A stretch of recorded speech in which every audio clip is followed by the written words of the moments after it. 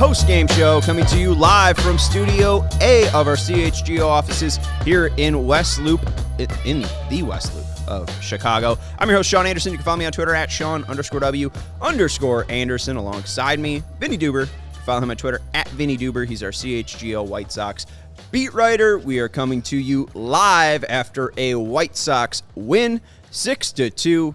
They got one in New York. They were not able to, they avoided the sweep. Well, I'll tell you what. I mean, it's just the same old story. The White Sox couldn't get any run support for Jose Quintana today. And, you know, I feel like it's 2016 all over again. Hey, I mean, 2017. What a hilarious joke. No, go ahead. You should have said 2017, though, because, like, they have, like, the same record. Oh, they traded him in 2017. And they traded him in 2017. Yeah. I mean, like, again, I've been trying to draw the comparisons that he's, Lucas Giolito is kind of Jose Quintana.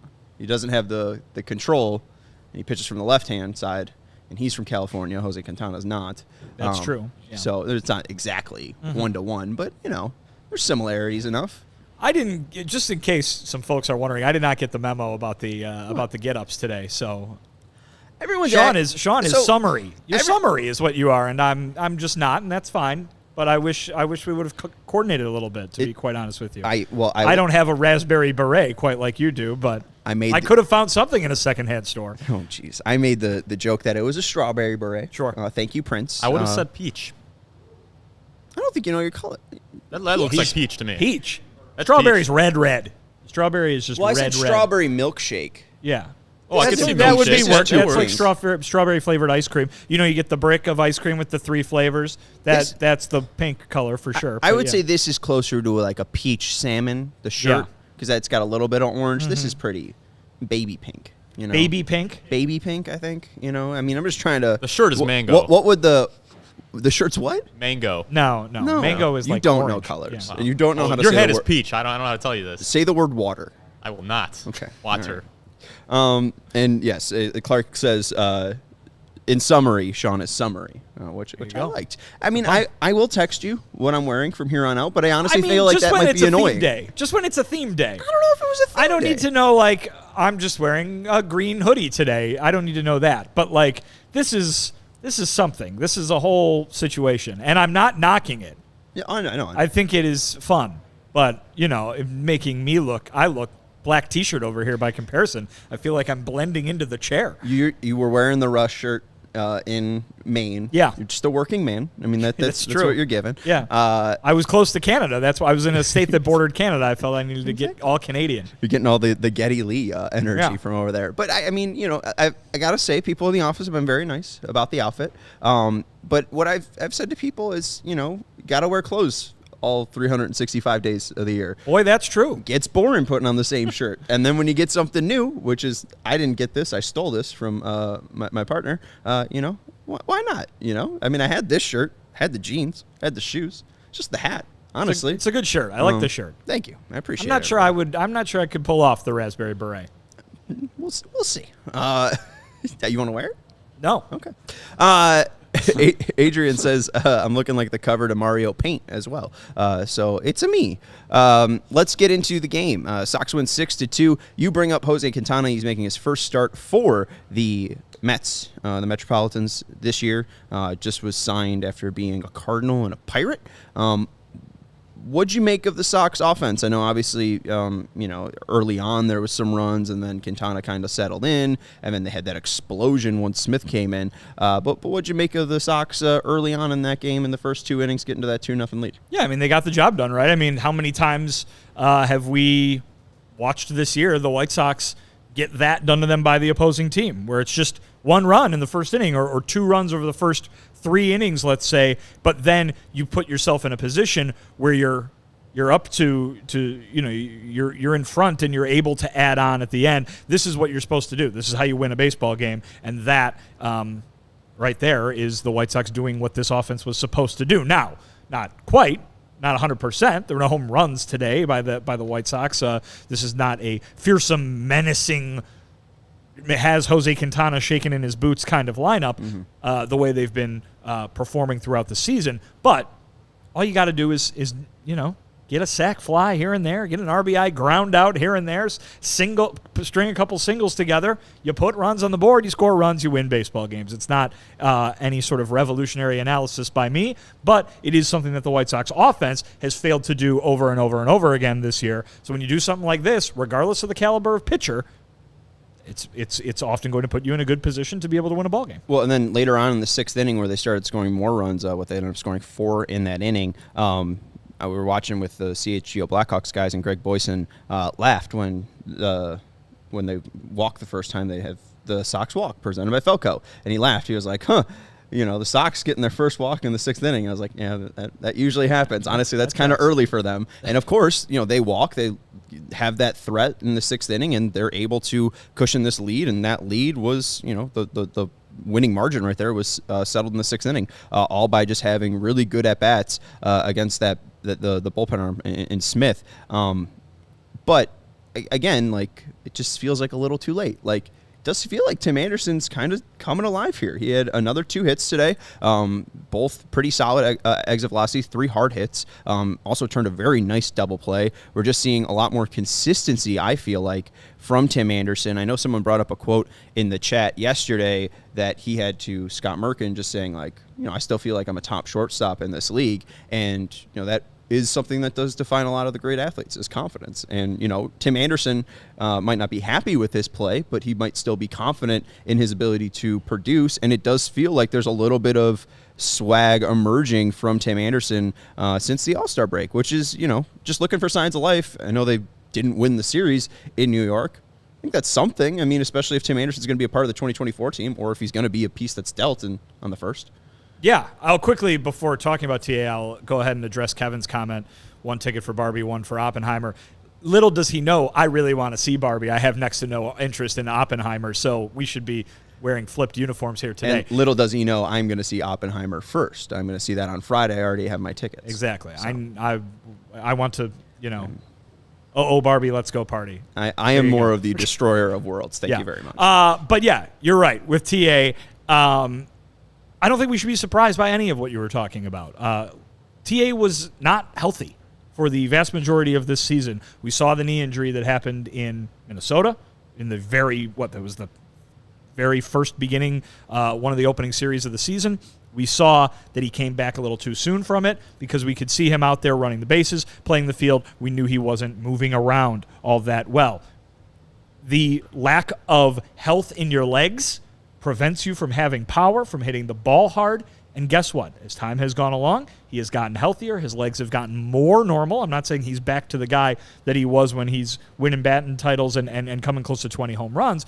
But as his legs feel more normal, we're seeing what we're more used to out of Tim Anderson. That confidence, is anybody surprised to hear a comment like that from Tim Anderson? This guy has defined his whole career over the last several years on being that kind of guy, saying those kinds of things. And it's often been talked about as a very positive trait, like you alluded to, a guy who has confidence in himself, who wants to go out there and has a bit of an edge to him, wants to show the other team that he's going to beat them. He's brought up that team-wide, the White Sox have been missing that at times. That kind of, for lack of a better term, the whole stomp on the throat mentality kind of thing, the keep pushing, the don't let up off the gas pedal thing. He's been critical of the team not having that. He's a guy who has had that throughout his career, particularly as he has ascended to that all-star level. Has he had a bad season? Absolutely he's had a bad season. It can be explained away, as I just went through with some of the health issues. And if he goes and has the remaining 2 months, whether it's in a White Sox uniform or if he does happen to be one of the guys that they look to trade, greater health, feeling more normal, feeling more like himself is going to allow him to do the kind of things that he's done in the past. And I don't think anybody should be surprised if all of a sudden they look up at the beginning of September and they're like, oh, yeah, Tim Anderson. I remember that guy. Well, and I don't think anyone would be surprised, but it just feel remiss. It would just feel like such an opportunity was missed because, it was just, again, then injuries holding this team back. If Tim Anderson is still there, Tim Anderson's still the straw that can stir the drink. He was just not that for the 2 months or 3 months that to start the season.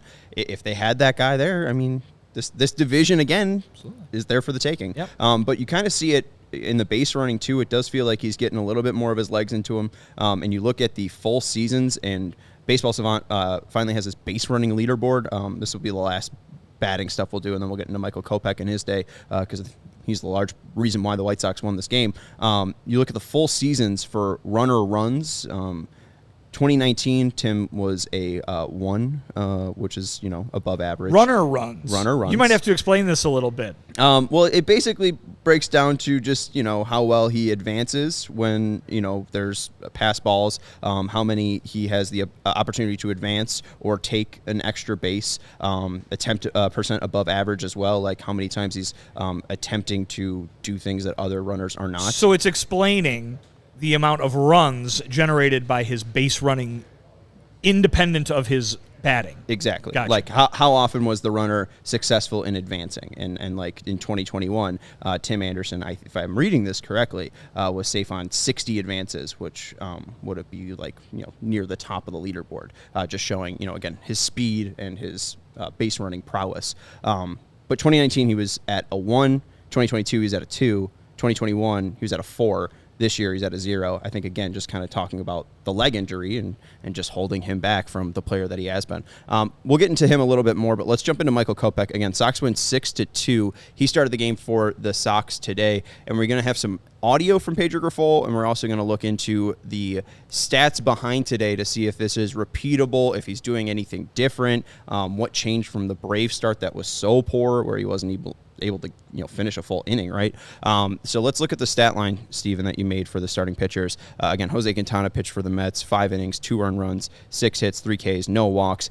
He was fine. I mean, a team that has a $400 million payroll should be able to score more than 2 runs. And Kopech, 5 2/3, 1 earned run, 2 hits. One of them was a home run to the Narv Dog. The Narv Dog, he's back. He's back, getting revenge. It was all about Jose Quintana today. That was the old friend alert, Jose Quintana. Nobody was zeroed in on the Narv Dog. And what does he do? Comes up and woofs a big one right out of the ballpark. Well, we just talked about David Robertson yesterday, too. He closed out and got the save, I think. And here's Narv Dog. And earlier this season, Eduardo Escobar was on this Mets team as well. Mercy. And they were crawling with former White Sox. And he was so recent. Back to 2022. Right? Eduardo Escobar? Not on the White Sox. I'm pretty sure Bob Nightingale tweeted that he was a White Sox at some point. It never happened, but, there was definitely a report there. But Kopech, 5 2/3, 1 earned run, 2 hits, 5 Ks, 4 walks. And, Steven, you were kind of talking to me through this game, and you were also producing another show, but you were like, oh, Kopech looking good. I said, is he looking good? Yeah. And, 5 2/3, 1 run. That's good. Only 2 hits. We've seen this before, though. It's the walks that kind of are the glaring mistake in the game for him. Far from perfect today, obviously, line, yeah. Right. with those walks, and I'm sure he would tell. That'll be the first thing out of his mouth. Will be like, got to keep those walks down. He didn't pay for them today like he did in that start against Atlanta, where he only faced 8 batters, walked 4 of them, only got 2 outs. But this is a nice bounce back considering what that start in Atlanta looked like. And I believe it had been 4 straight starts for Michael Kopech, the last 3 of the first he made in the first half, plus that one in Atlanta in which he had failed to finish the 5th inning. I mean, this was rocky terrain here in the middle of the season. And for him to go out there today, this was not a stellar performance. This was not his best performance by any stretch of the imagination. When he's on, he's making guys swing and miss an awful lot today. Today only the small number of strikeouts, but 5 2/3 innings, only 1 run on the board. Everything's relative, right? And so when you go from 2/3 of an inning and 4 runs on the board to what he was able to come away with today, it's a bounce back. It's a very nice step in the right direction. This is a guy who needs to do a lot more of that. And listen, if he did that every start for the entire season, you'd be disappointed because he's not completing 6 innings. He's walking a lot of guys. He's leaving the door open for disaster, so to speak. Even had a ball leave the ballpark, which is something that has been bugging him all season as well. But everything's relative, and compared to the last 4, this was better. Yeah, it was better, and again, it's changing goalpost, I think, for Michael. We'll talk a little bit and hear some audio from Pedro Grifol a little bit later, but he does lead Major League Baseball in walks now with the 4 today. He's up to 57. Yeah, and that's okay when you are a Cy Young candidate like Dylan Cease. when you're struggling to keep the ball in the yard, when you're struggling to strike guys out, when you're struggling to go 5 innings, it's not okay. Yeah, and that still continues. But again, I mean, he was able to throw 89 pitches, and like we noted, this is his first time getting past the 5th inning, or since June 4th? June 10th, I believe. June 10th, he pitched 5 innings. That was the last time he completed 5 innings, was June 10th. So, innings. the one before that, he got out past this. So, we did see some... He was able to finish, right? He wasn't perfect, and what Steven brought up, he was kind of like, oh, how is Kopech doing? I was explaining to him before Narv Dog went deep that, and you could show the results and stuff here, he's the same guy he was. It's just he was a little bit more efficient, but you really could barely say that. He was more efficient with the fastball, and really, he's a fastball pitcher. Threw 60 fastballs today on 89 pitches, 67% fastballs. Pretty shocked the Mets didn't have more success. They put 8 balls in play against Kopech, 8 fastballs in play against Kopech, average exit velocity of 95.3, max exit velocity of 109.4. They were hitting him hard. They just didn't have a ton of success against that four-seamer, and we've seen him carry a lot of games, even last year against the Mets or against the Yankees, back-to-back outings where he's throwing 60% fastballs, and Judge and Stanton have no idea what to do with it. So, we've seen his fastball be elite. Last year, he was, I think, top 10 in stuff plus for the four-seam fastball. But as I was explaining it to Steven, you could look at the slider. Sorry, Steven. I was going to go bring stuff up from that one. You can see the slider. He threw it 21 times. 1 whiff and 2 called strikes. Called strike whiff percentage of 14%. Again, we talk about an average start for a major leaguer being around 29%. He was at a total of 26%. Again, the fastball was really good, 32 called strike plus whiff percentage, threw 14 called strikes with the fastball. So again, could have been worse if he wasn't able to, get those called strikes, and maybe we do see more walks. But as I'm explaining to Steven, he just doesn't have a secondary pitch, and he leaves one hanging to Narvaez, and he leaves the yard, and again, it could have looked worse if there was a run around from a walk, but thankfully there wasn't anyone on. But I just haven't seen that jump from Kopech. It's good that he got to 5 2/3, and it seemed like he really wanted to finish 6. Wasn't even at that 100 pitch mark level too, so I do wonder if he was probably feeling good. He probably wanted to just keep going and just get to that 6th inning. But again, I don't think that there's enough to be like, oh, that's the guy that we were promised. And I think even Chuck and NBC Sports Chicago today went back and looked at the Yohan Moncada and Chris Sale trade and said, who won? And it's like the Red Sox. They won a World Series. Well, they won a World Series. Yeah. Who won the Lucas Giolito Adam Eaton trade? The Nationals, because they won a World Series. Won the World Series with Adam Eaton. Yeah, right. Playing well. Yeah. Well, and the Sox got Lucas Giolito, Ronaldo Lopez, and technically Lance Lynn for Adam Eaton. All 3 of those guys are currently on the team. And then they got Michael Kopech and Yohan Moncada, and Moncada has played enough to say he's a part of the 2023 team, and they signed him to a $75 million extension. And those 5 players still don't win you the trade because, again, they got the World Series. It's nice that the Sox were able to, fill out 20 or 5 of the 26 roster spots, but there just hasn't been that success. Well, sure, but I mean, both teams can win a trade, and teams can win a trade multiple times. The Red Sox made that trade to win the World Series with Chris Sale. Chris Sale got the final out of the World Series for them. They won. They did it. They won the trade. As you just explained with the Nationals, they won the trade. You could argue that the Cubs used Jose Quintana to get to the NLCS for the 3rd year in a row. That's pretty good. But guess what? The White Sox could win the World Series next year with most of these guys and win those trades all over again, So that is not something where I don't think you look back at any of those 3 and say, boy, that side, they really screwed that up. Boy, that side, they really screwed that up in any 3 of those deals, because really all 3 of those teams, or all 3 of those trades, all 6 teams, including the White Sox 3 times, got exactly what they wanted out of those deals. So, and none of those guys, the headline prospects that the White Sox got in all 3 of those trades, none of them have really... There's going to be arguments. I would say none of them have been proven to be huge, big failures as of yet. Have they lived up to the expectations of where you thought they would be at this point?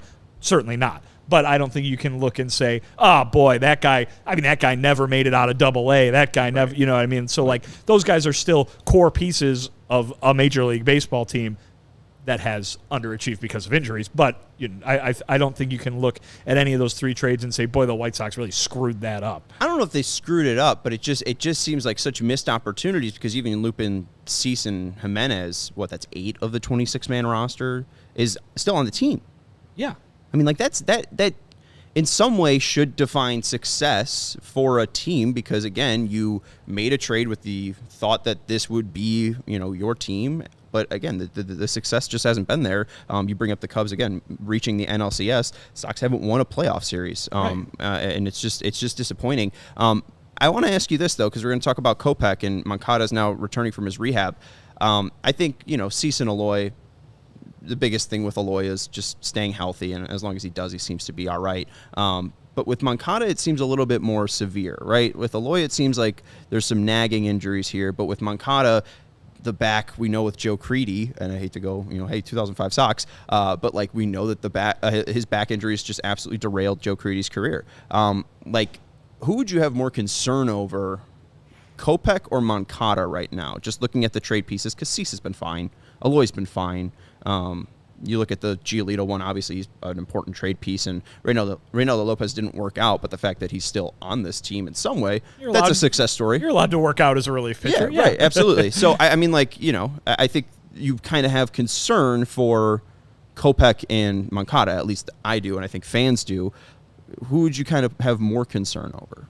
I would say Kopech only because Moncada, while far less often than the expectations were, or than anyone, himself included, would like, Moncada has done it at the big league level. Michael Kopech really hasn't done it at the big league level yet. It's crazy to think how long this guy's been a part of the organization, how long people have been waiting for him to be Michael Kopech, and still we're kind of waiting, right? I mean, we've got Pedro Grifol, the sound you're going to play here, and I'm sure you did this on purpose to make a very good segue, so nice job, Sean. But nice answer, Vinny. Pedro Grifol has talked about this being a developmental year for Michael Kopech. Now, obviously, that comes with context and caveats and everything, but to think that this guy, after what he went through the last 2 seasons, which came after the 2 seasons that he missed before that, which came after the season in which he made his big league debut, is still in development mode, and I'm putting that in quotes because it is a specific definition of that. There are people who say, Pedro being one of them, you never stop developing, you never stop growing, and that is true to an extent. But the idea being that Michael Kopech is not the ready to be a top-of-the-rotation style pitcher at this point in his White Sox tenure, it's surprising at first blush to think about that. Doesn't mean that it's been all screwed up and he can't go anywhere from here, but this is year 2 of him being year 3 of him being a full-time Major League Baseball player. Mm-hmm. Year 2 of him being a full-time Major League Baseball starter. Year 7, right, of him being a part of the White Sox organization, and we're still not to the point where he is a guy who you go out and send him out there and you're confident in him handling a full season of baseball. I'm talking about that from a stamina standpoint. I'm talking about that from a results standpoint. Some guys, it just takes a long time for it to click, and that's fine. And maybe it'll click for Michael by the end of this season in which he's struggled, and he goes on to pitch until he's 45 or something like that. But he has not been the guy. He has not even been what you would call on the position player side, a reliable everyday player yet. And I think that's very frustrating to him. I think he very badly wants to be that guy, but it hasn't happened yet. And so if you're going to just ask me point blank, you have to pick one, who are you more concerned about moving forward from a performance standpoint? It's got to be Kopech, because Moncada, we've seen when the health comes together, he can do it, and he's done it. Granted, not to the level that anybody, himself included, would expect, but I think you would have fewer questions if you said, going into 2024, on opening day 2024, you've got a completely healthy Michael Kopech and you've got a completely healthy Yohan Moncada. Who do you have fewer questions about? To me, the answer is Moncada, because there's been nothing but questions with Kopech since he arrived in the major leagues way back when. I do hear your point fully, and you're right, because when Moncada's fully healthy, he's a top defender at that position, and that's so important. And he's hit alone. Not over the course of years, plural, but he has hit. Maybe not, again, not to the level that you expected. Like if you're comparing where we thought this player was going to be to where he is right now, sure. But I think the point is, if you have to kind of, again, readjust expectations in a way and say, going forward, what do you think this guy is? I have more faith that Yoan Moncada is a good everyday third baseman that can produce offensively versus Michael Kopech going out there and posting a sub 4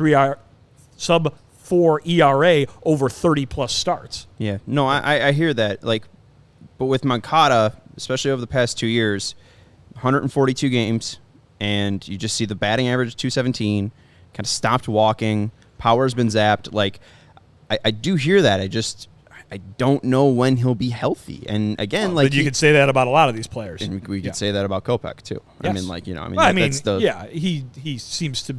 Well, I don't know if injured and having trouble with stamina. I think those are two different things. But even when they put him on the injured list recently, it seemed to be more about the rest he was getting him back to normal from a stamina standpoint than it was, Yoan Moncada. We don't know when his rehab assignment is going to end because we don't know what his back's going to allow him to do, kind of thing. Yeah, right. Yeah. And two, he was on the injured list when Pedro Grifol made these comments for Friday. We blew past the segue. Is that what we did? Yeah. We started off perfect with the segue, and now we've blown past the segue, so we've got to reel it on back. Yeah, we're going to just drive through that red light. Don't do that. This is Pedro Grifol's answer to Scott Merkin's question about how does Michael Kopech take it to the next level, because we've seen a lot of growth from a mental standpoint from Michael, but we really haven't seen the results that the Sox and Kopech have wanted on the field. So here's Pedro Grifol on Kopech's development. Yeah, this has been a really good year for him, I think. Not only on the mound at certain times. At certain times, he's been one of the best pitchers in the game. But it's been a really good development year for him. He's going to end up being one or two, down the road. And all this that has happened this year for him is teaching him how to do that. Being a 1, 2, or 3 starter in the big leagues and throwing the rubber 32 times or 33 times and going 180, 90 innings, there's a process to that. You don't just fall out of bed and say, I'm going to give you 190 innings. It's a grind, and he's in it right now. He's in that development period to where it's not about just getting guys out. It's about navigating a major league season. And, hopefully this little break he's had will be enough to finish the season.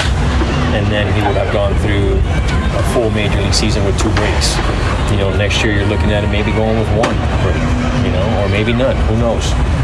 But I think he is certainly learning how to navigate, 30 to 33 starts. What have you seen the change in him from spring training till now? What's the biggest development he's made already? With Michael? Yes. I just think his attitude, his focus, the way he handles adversity. I mean, it's been a big change. The way he goes about his bullpens. He's committed to this. He's committed to continuing to learn. He's starting to figure out what it takes to go 30, 33 starts, as a big league pitcher. That's a really hard thing to do. There are very few guys out there do that. If you're throwing a rubber 30 to 33 times, you're probably giving us about 175 to 190 innings. And that's really hard to do. And he's got the body for it. He's got the stuff for it. Just learning how to do it now. He's obviously had a unique journey over the last several years, but is what you're seeing this year going to put him in the position to be able to do that, what you just said, next year? I think so. And we're going to count on him to do that too. We're counting on him this year, and we're counting on him to have a really good offseason, and we're counting on him to be, one of the guys next year to give us those type of innings. That's what we're developing him for, to go ahead and be one of those 2 or 3 guys at the top that we can count on every 5 days or 6 days. A lot of interesting stuff there from Pedro on Kopech. You brought up one of the quotes that it's been a really good developmental year for him. And again, we're talking about a 27-year-old pitcher who has now played in his 91st game, made his 51st start today. It is interesting word choice to say developmental year. I think it is. It makes sense, though, because, again, I don't think last year was a success for Kopech because that was the first year transitioning from the bullpen to a starting role. And obviously 2020 was the oddest year in anyone's life. And, he chose to opt out of playing that year.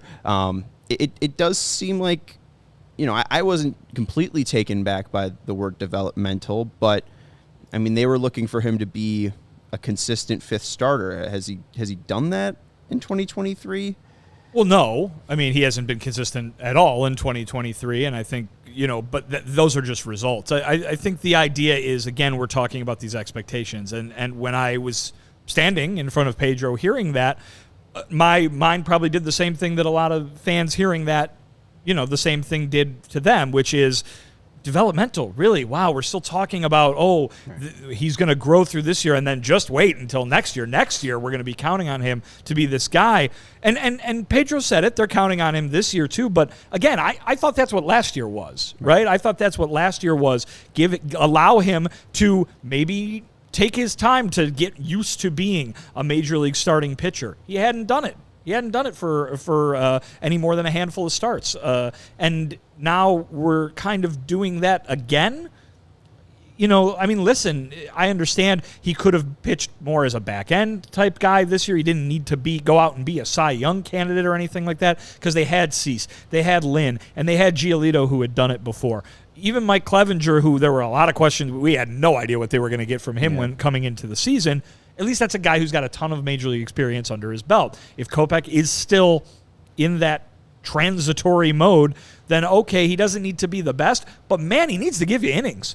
Because we talked about Davis Martin as the only safety net, and then that got taken away right away with the Tommy John surgery. Now they're looking at a year where it's going to be real rocky. It's going to be uneven footing by the time, unless the next 2 months for Michael are really, really good. He's going to go into 2024 with a lot of the same questions that he came into 2023 with, and he might be the number 2 starter in the rotation.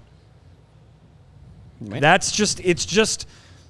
Again, I'm not saying that he's not allowed to take the time. Remember what Lucas Giolito said to me in the interview that we did, how loyal he is to the White Sox organization because they allowed him to fail at the big league level, what that meant to him from a learning standpoint, and it turned him into the pitcher he is now, or even more specifically, the pitcher he was when he was an all-star. Maybe Michael Kopech is getting those same benefits moving forward, and he's going to be the guy that was promised because of this, not in spite of it. But when Lucas Giolito was doing that, when he was the quote-unquote worst pitcher in baseball, the White Sox were rebuilding. Quite frankly, it didn't matter how many games they lost. Mm-hmm. Now they're a team that's 16 games below 500 in a season where they started thinking they were going to try to not only compete for a division, but more. So Michael Kopech having this kind of year is helping or is contributing to that team-wide disappointment, the immense failure that we're seeing where they're 16 games below 500 and cruising towards cellar status here in less than 2 weeks when they should have been up at the top of the division standings. Michael Kopech not doing what he was supposed to do is a big reason why they are where they are, along with many others. So that's what jumps out to me is this guy needed to be ready for this year. If not completely ready, if not a finished product, at least a little bit closer to what he's shown. And if they put their eggs in a basket where him and Dylan Cease are the top two pitchers in their starting rotation in 2024, a year which I believe they're going to try to be a competitive team, he better be ready for that.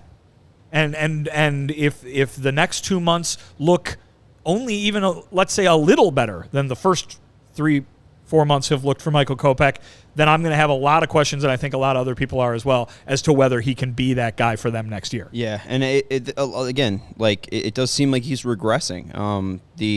inability to finish games.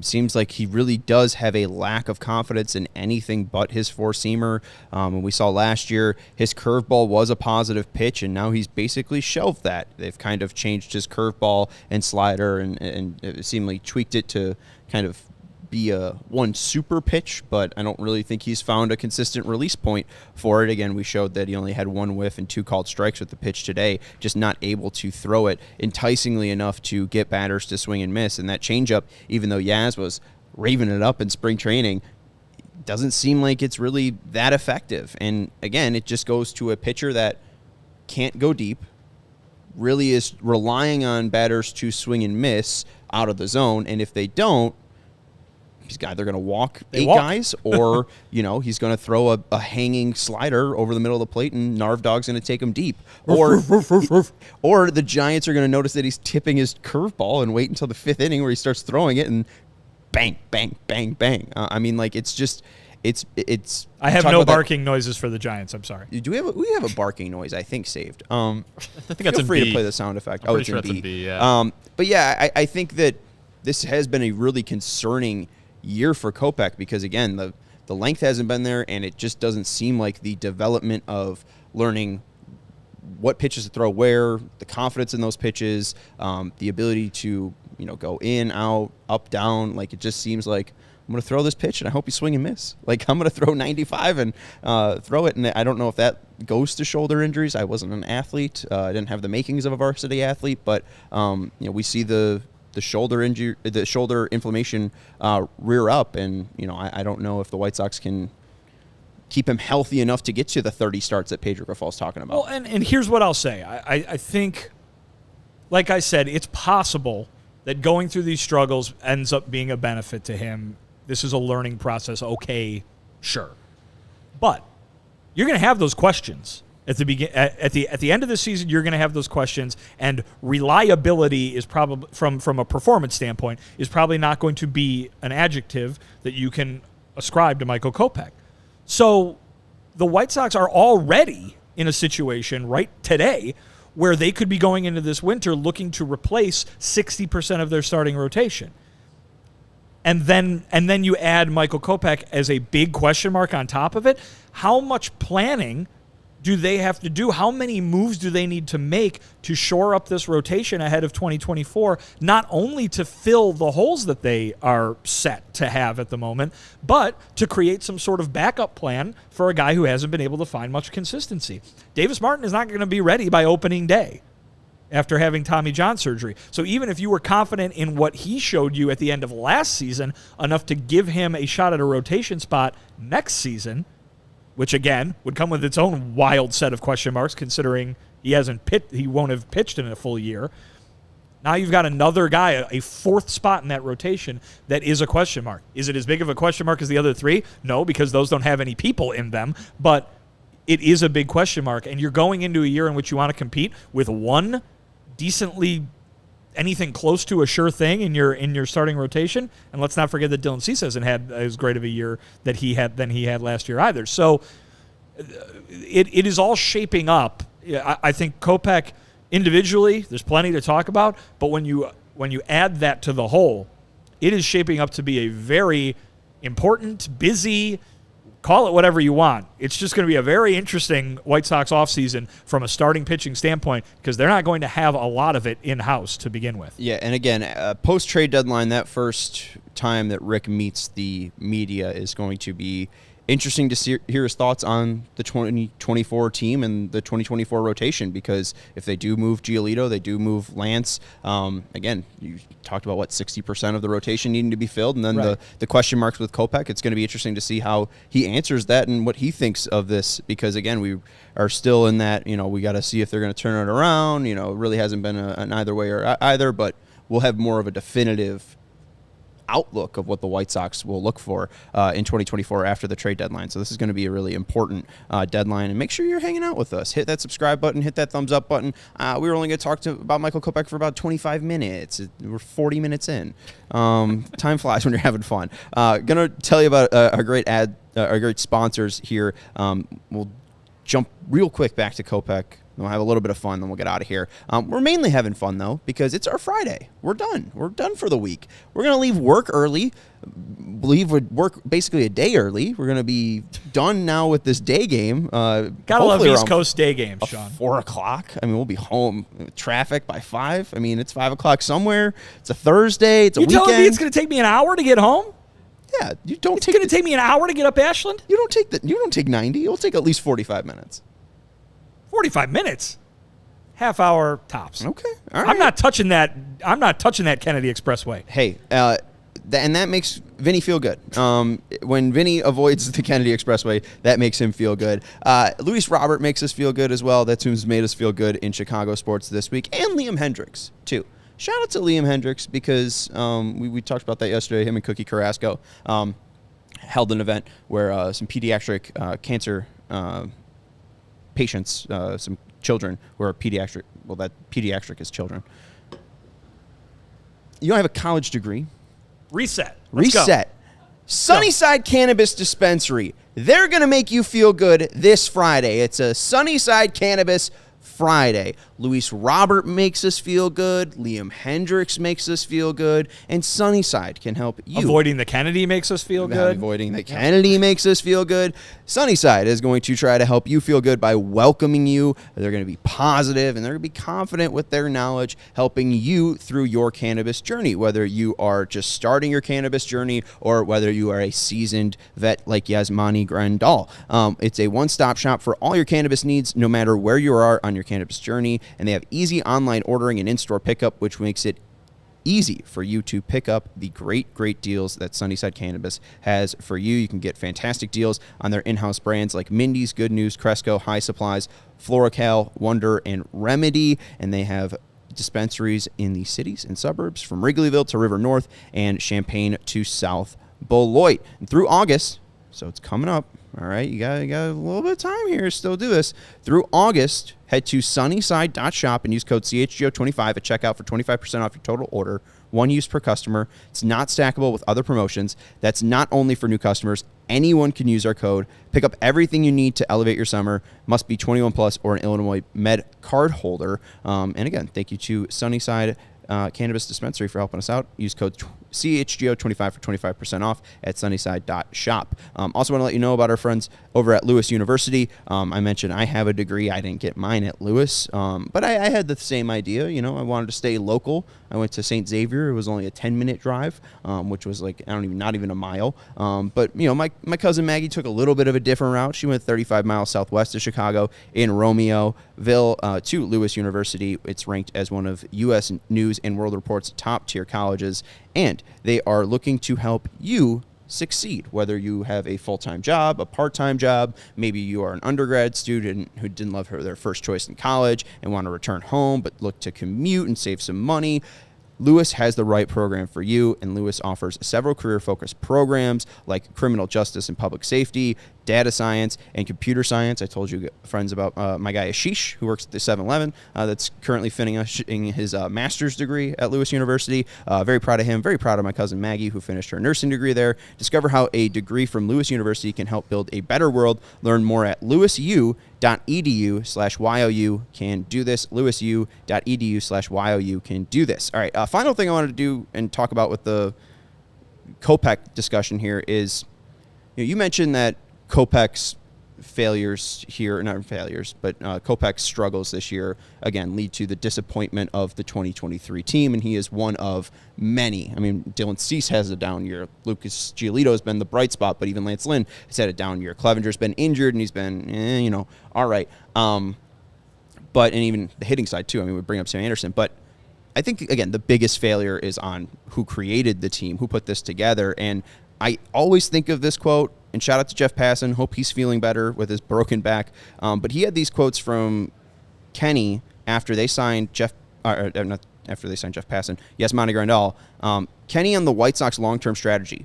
This was all planned. Going back 5 years ago when we started this and started thinking about this, we got ourselves in position with our young core, and we could augment it with guys like this. And what it means for 2020, and obviously 2020 was changed and beyond, Kenny said, it's clear absolutely we're trying to put ourselves in a window that could very well start next year, but extend to the next 5 or 7 years. And we are already looking at 2023, which would be, 4 years removed from 2020, but even though that was kind of like not even a real year. They made the playoffs. They made the playoffs. They only made the playoffs in 2021 in the full season. So they're likely going to have 100 losses in the third year of the full 3 seasons after signing Yasmani Grandal. That is just the biggest, I think, disappointment is that, obviously Michael Kopech didn't reach the levels that they were expecting him to, and Cease maybe hasn't been consistent as they wanted to, but it is just an organizational failure for the fact that you were supposed to be in this window for 7 years, and in 2024, you have 3 question marks in your rotation, possibly. They had team options for Lance Lynn, and they would have the choice to keep him or not, but, a contender might pick him up, and it might not be their option to even decide on. Same with Lucas. Lucas could be extended a qualifying offer, and maybe the Sox try to keep him around the offseason if they do have, 85 to 92 wins. But again, they're probably closing in on 100 losses. I don't understand how it got this bad. How they got to the shape of. I think you do, because you keep bringing it up, and I think everybody knows this. It's just it's an unsatisfying answer. You know what I mean? I think a lot of people are wanting to go, that guy, get him. He's the one to blame. That was what we spent all last year hearing from everybody was, oh my God, Tony La Russa ruined everything, blah, blah, blah. Now that is shifted to other folks, but it's injuries, man. We talk about this all the time. It's injuries. It is, listen, we're talking about Michael Kopech being in a developmental year still in 2023. That's because in 2019, he couldn't pitch at all because he had Tommy John surgery, and then in 2020, he didn't play at all. The guy missed 2 seasons.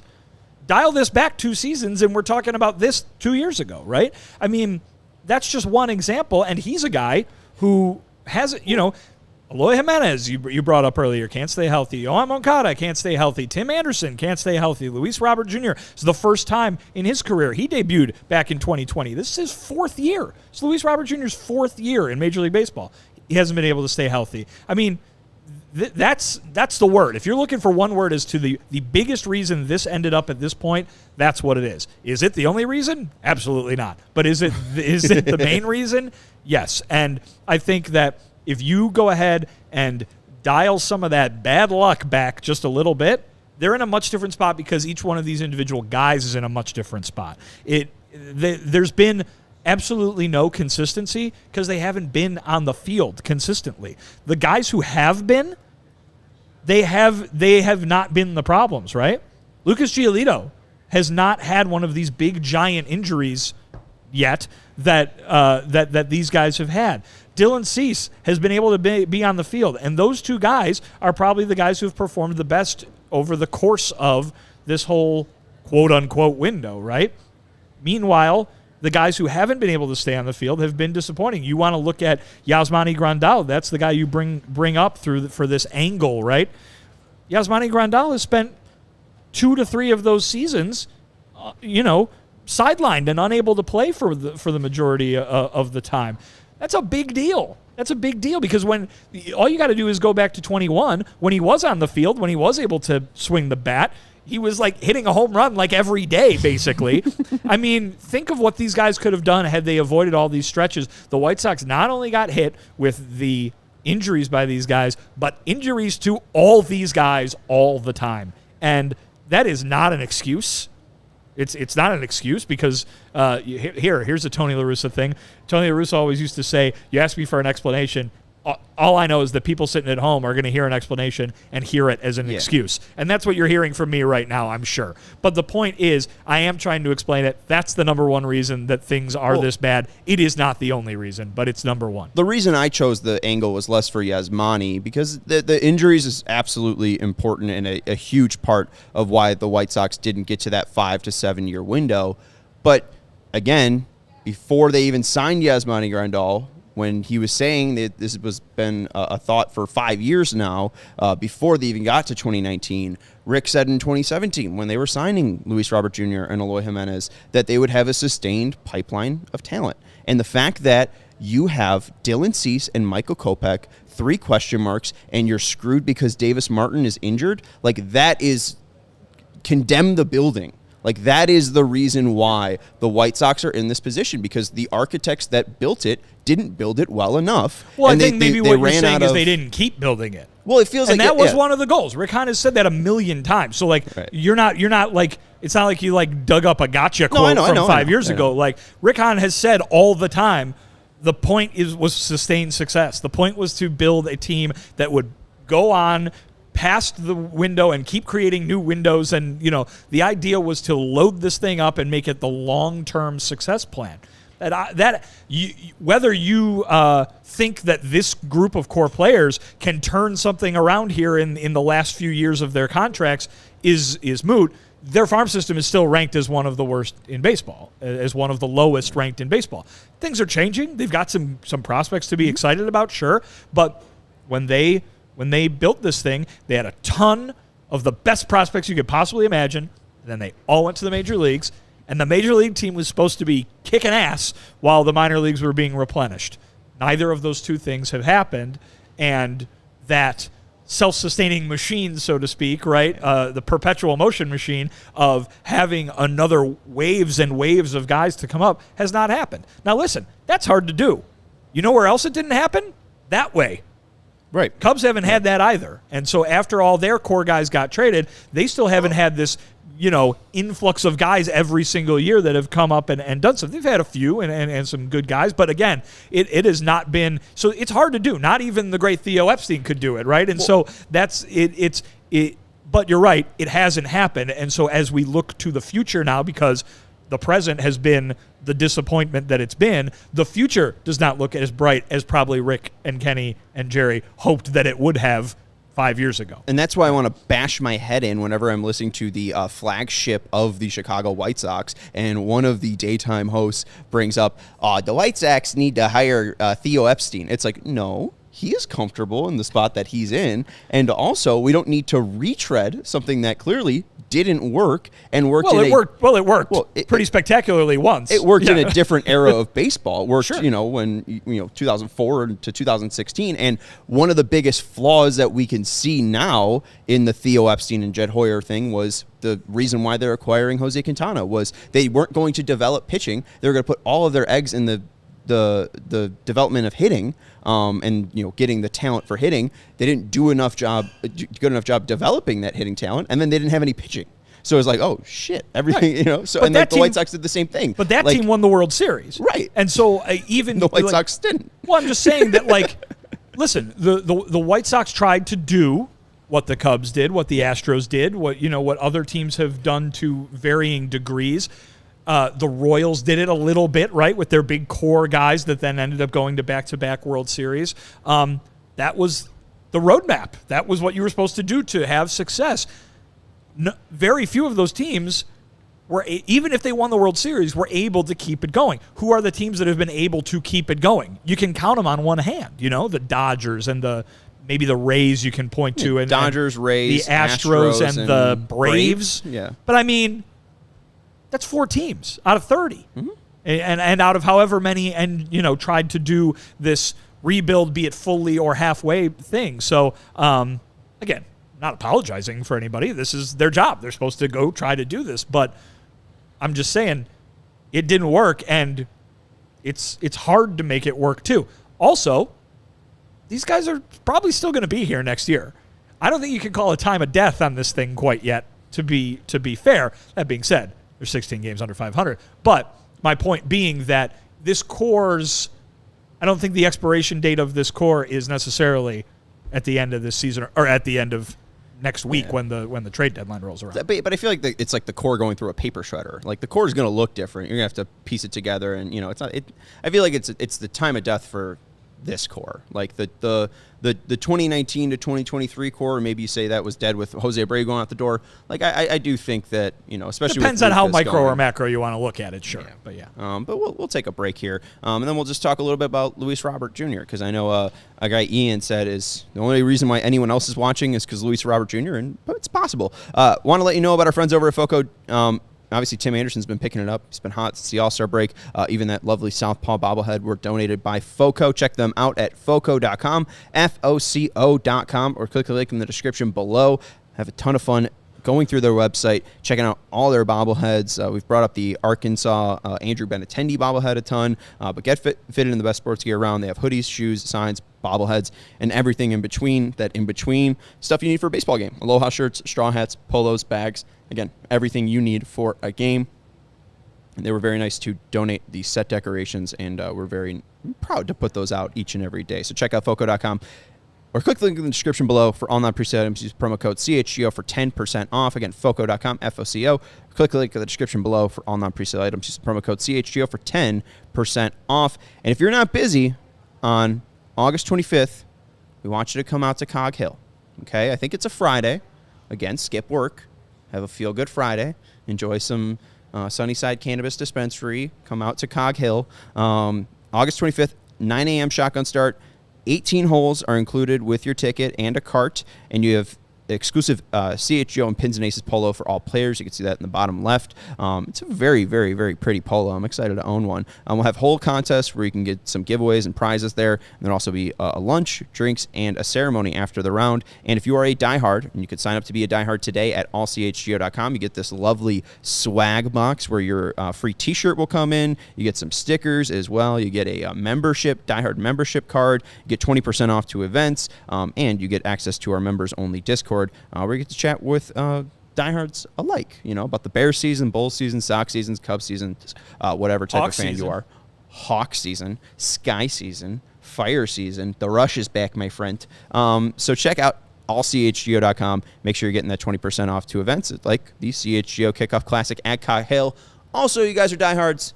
You guys are 6. We're sold out, people. We're going to have a ton of fun. We're going to have a pregame meetup over at Gaelic Park in Oak Forest, and we're going to have a ton of fun over there. So if you do want to join us on the north side one, make sure that you're buying tickets at allchgo.com. Use your diehard discount for August 16th. Plenty of Sox fans up there on the north side.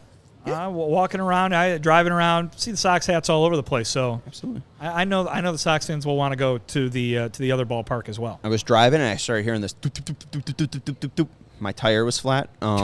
And so then I, got the spare put on, and then I took it to this place over by me. And again, heart of the north side. The guy, doing the cashiering, is wearing a Sox hat. I'm like, tough season, buddy. He's like, ugh. And I'm like, Chicago. Cool. Hey, Chicago's baseball team, just purely from a geographic standpoint, maybe. I think so. Maybe. I don't have so. the data, but I'm just saying. I'm putting that. I'm positing that theory. Is it the baseball team of all 77 neighborhoods? Because if we're not including the suburbs, I think we have a case for the Sox. Oh yeah, being suburbs. They love the Cubs, but in the city, geographically speaking, Chicago's team. It's possible. It's possible. We got like 3 minutes we need to left. take a census.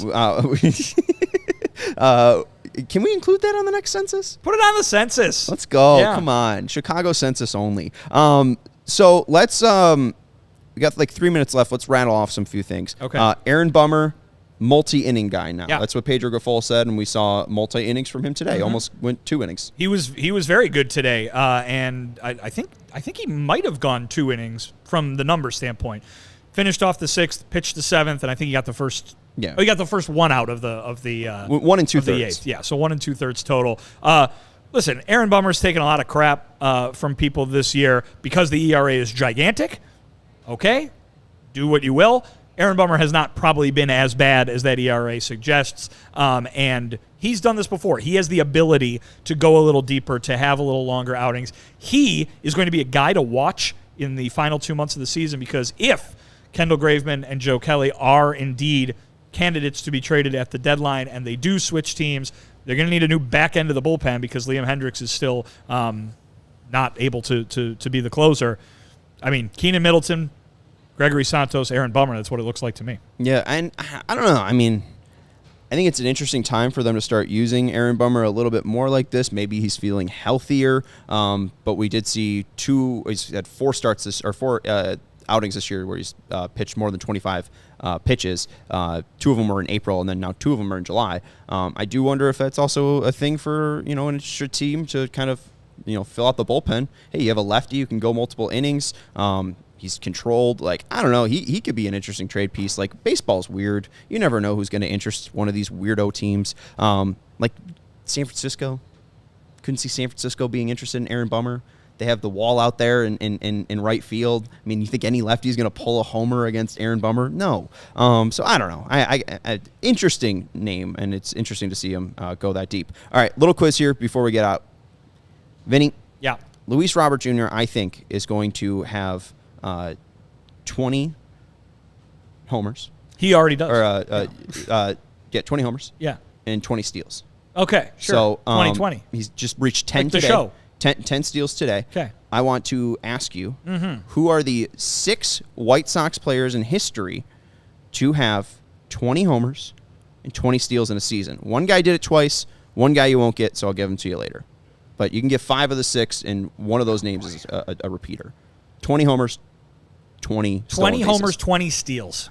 in a Boy, season. oh boy. For a White Sox. All right, let's start with Robin Ventura. No. No, let's start with Maglio Ordonez. Yes. All right. He has the most homers out of anyone who hit 20 and stole 20. He Okay. hit over 30. So I do think Luis Robert is probably going to pass Mags for most homers for a 2020 season, as long as he gets to those 20 stolen bases. So Mags. Let's stay on that same team. Let's go with Carlos Lee. Ooh, El Caballo. I don't think El Caballo did. He did not. Okay. So no Mags. You got a 2012, a 2010, a 2018, and a 2001. So I guess he does have a teammate. I'm sorry, he does have a teammate. 2010, 2012, and 2018. A team that I covered, 2018. Yes, 2018. The guy that did it in 2012 and 2010 was the same guy. I think I got that guy. All right, well, 2018, is it Avi? It's not Avi. 2018 is not Avi. 2010, 2012, is that Alex Rios? Alex Rios. Oh, Steven. Did it twice. Only Rios. White Sox with 20 homers and 20 stolen bases in a season. Mags had 31 and 25. Rios had 25 and 23 in 2012. Alex Rios had 21 and 34 in 2010. There's another 2001, a Mags teammate who did it.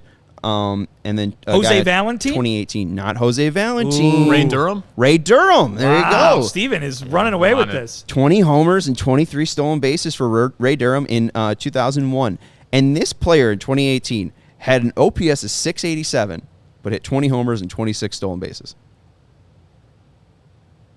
Nearly 30 doubles. Tim Anderson? Tim Anderson. TA7. There you go. Also had 150 strikeouts. But, that was TA before. He was great.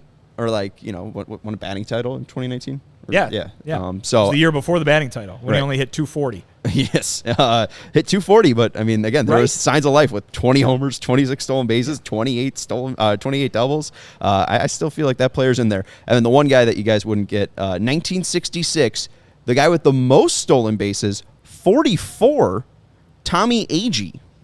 All right. Yeah, he was Rookie of the Year for the White Sox in 1966. Okay. Hit 22 homers, stole 44 bags, and then finished 6th in MVP voting with the Mets, the Miracle Mets, the Mason Mets in 1969, and then kind of fell out of baseball. Well, So- Steven wins that one. Yeah, good job, Steven. I'm Thank proud of you. you. Yeah, Good appreciate trivia it. showing. You don't know what to say. Like, you're so surprised by it. I I mean, know my White Sox. I don't know. Not surprised. I mean, how old were you in 2001, Steven? I was 8. Yeah, so, you know. Pretty formative. Working at a disadvantage to me, who had the entire MLB Showdown 2001 set. Okay. So, you know. I mean, Immaculate Grid has made me realize how ingrained, 8-year-old baseball is. Like, I saw that there was the Royals and Pirates, and I was like, Jason Kendall. And just I just knew that Jason Kendall was a Royal. Yeah. I unfortunately... Also a Cub. Also a Cub. And an A. And a Brewer, I think, as well. Really? Yeah. Wow. Jason Kendall bounces Jason around. Kendall. Thank you, everyone, for joining us. We appreciate it so much. Make sure you're hitting that thumbs up button. That's Vinnie Duber. You can follow him on Twitter at Vinnie Duber. He's our CHGO White Sox beat writer. Thank you, everyone, for hanging out with us in the chat and hitting that thumbs up button. I'm Sean Anderson. You can follow me on Twitter at Sean_W_Anderson. Thank you to Stephen Nicholas for producing the show and for making this. Beep, beep, beep, beep, beep, I like my stickers on the back of my laptop. The whatever happened to just that. bled through, I guess. It looks nice. I It like does. it. Good luck. Colorful. Yeah, very colorful. Very nice. It's me, Mario. I don't know if that was good. Anyways, bye. We'll talk to you tomorrow. No, we won't. We'll talk to you on Sunday. And Herb's going to be back. Really? Look at that. Wow. Wow. We'll end this train wreck. Bye.